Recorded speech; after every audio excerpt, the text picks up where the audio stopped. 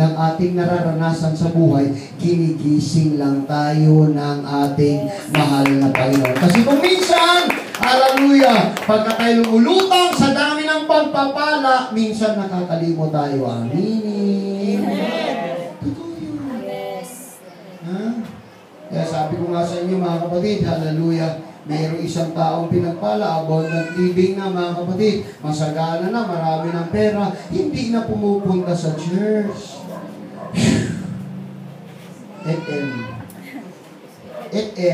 At ni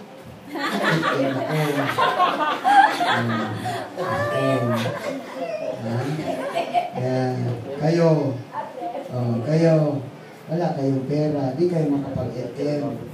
Ganun eh. Pero isang araw, dumating yung pagsubok.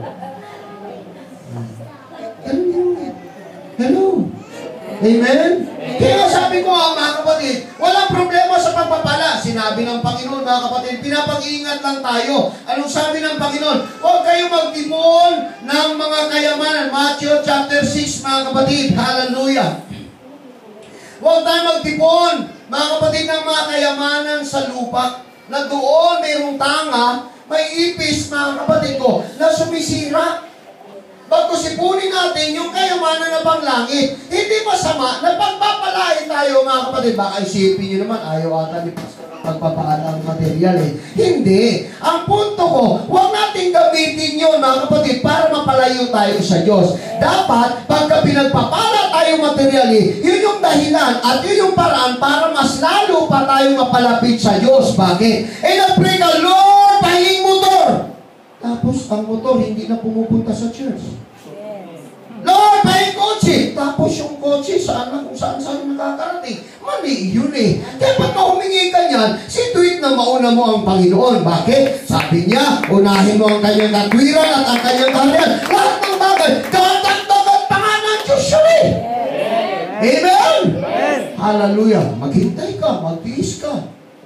Oh. Amen? Kaya nga ngayon, ang MGC, pinagpapala ng material eh. Alam niyo kung bakit? Amen! Amen kayo!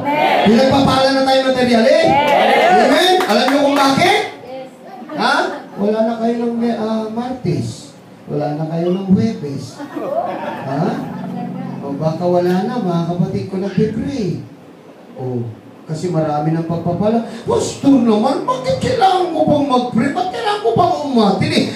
Yung red ko, tingnan mo, ang coming lang man. Hindi na kailangan mag-pray. Answer prayer na eh. Ayaw ka nun. Hello. Kailangan pa rin natin mag-pray. Everybody say amen.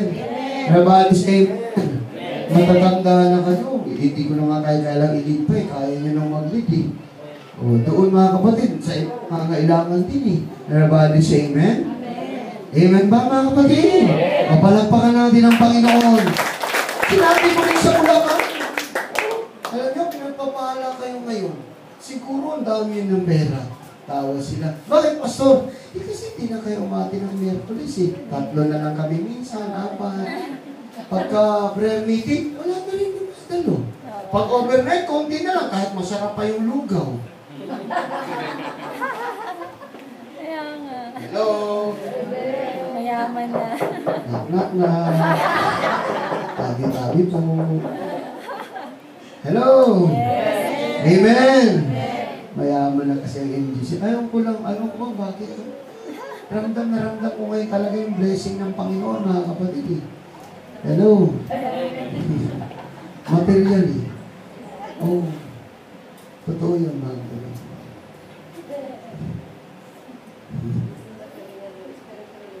Hallelujah. Amen? Yaya sila. Dati, mga kapatid, punta tayong Bicol. Ano ba noon? Punta tayong Bicol. Paluapin natin, mga kapatid. Walang pamasahe.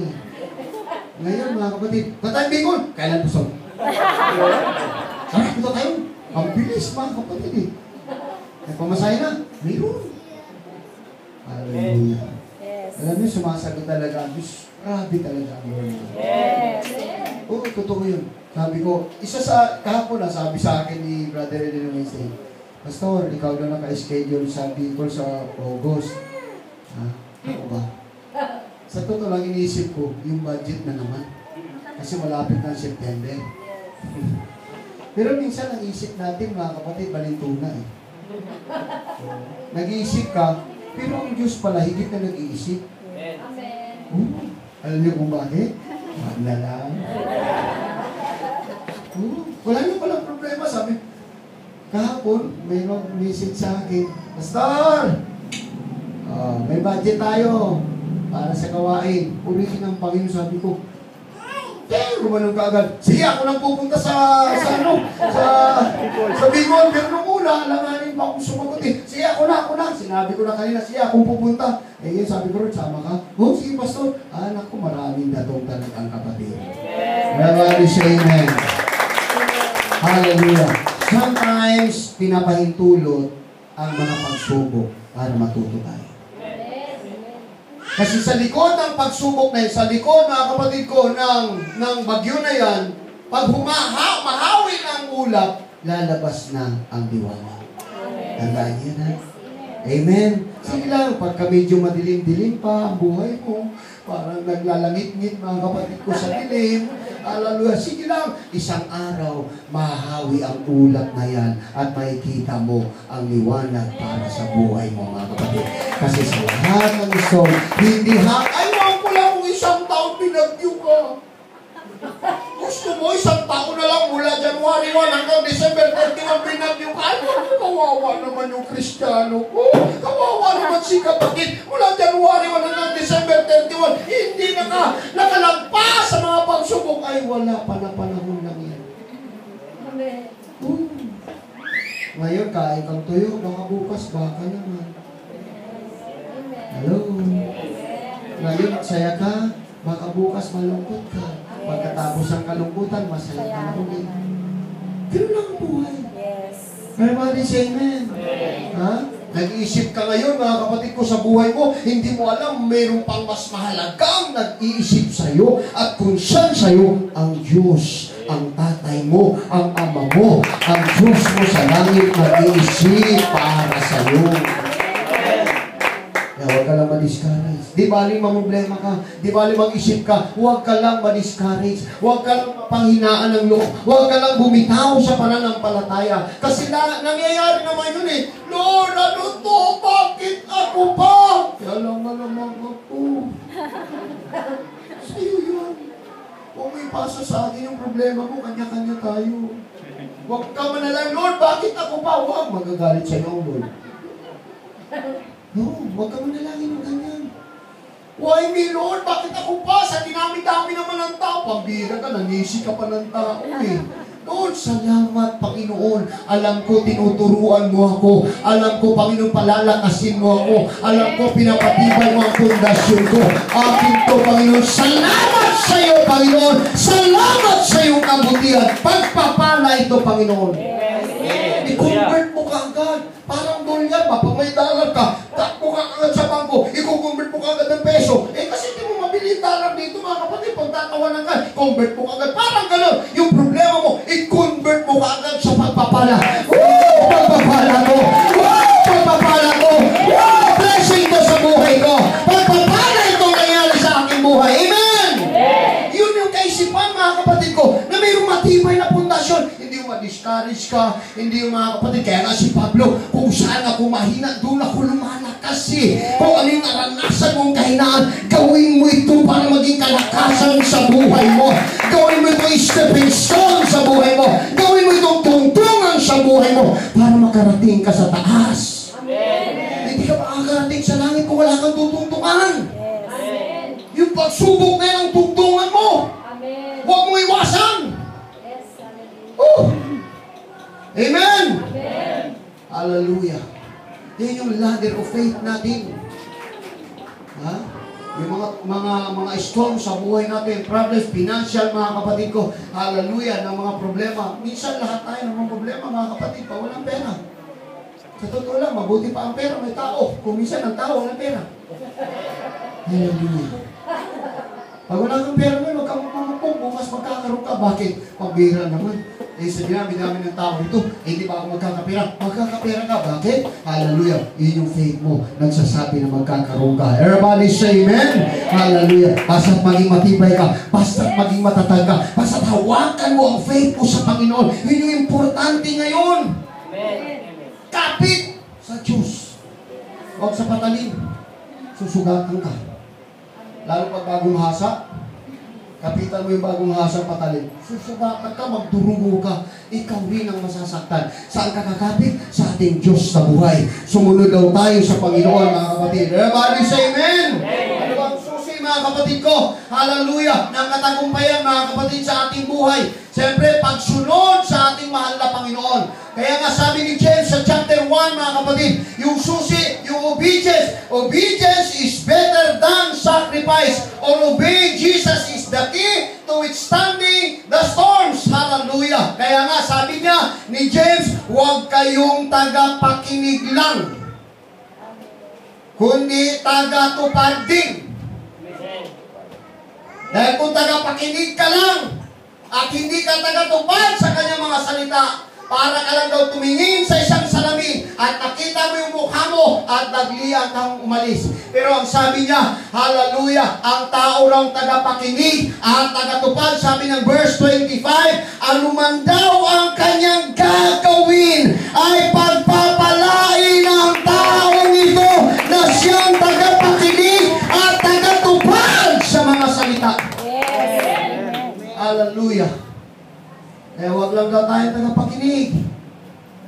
Hindi po sapat yung nakikinig lang tayo, kundi tagatupad din tayo sa mga sinasabi ng ating mahal na Panginoon. Yan yung susi, mga kapatid. Sa pagsunod natin sa maliliit na bagay, hallelujah, ano ang sinasabi ng Panginoon, sundin natin. Ipapamuhay natin ang kanyang mga salita. Hallelujah, susundin natin ang kanyang mga salita. Maniwala kayo, mga kapatid, anuman yung gagawin natin ay pagpapalain ng Panginoon. Pag sinabing anuman, lahat na yun. Name it, and you have it. Amen? Susunod lang tayo sa Panginoon. Everybody say, praise the Lord. Kaya pagka mayroong pagsubok, sige lang, Lord. Hagapang lang. Fight a good fight of faith. Hold on to eternal life. Walang hadlang. Gusto mo maglingkod sa Panginoon, walang hadlang. Hallelujah. Everybody say amen. Hallelujah. Dahil ang paglilingkod sa Panginoon, hindi, mga kapatid ko, sa pasimula lang, kundi hanggang katapusan. Ang pinagpapala, yung tumungtong, hallelujah, sa huling hakbang ng kanyang bahay. Everybody say amen.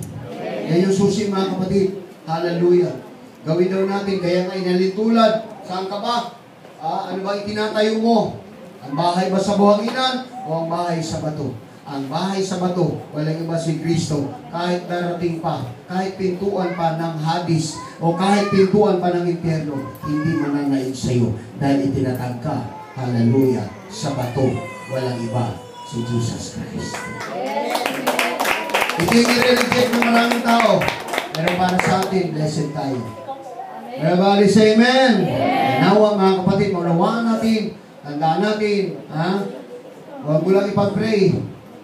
Meron talaga tayong mga storms sa darating sa buhay natin. Totoo yun. Kaya nga, nalulungkot ako, may mga ibang kapatiran. Hallelujah, hindi nakapagpapatuloy. Kasi ang storm nila, asawa nila. Bagyo kasi yung asawa eh. Parang ipo-ipo, umiikot.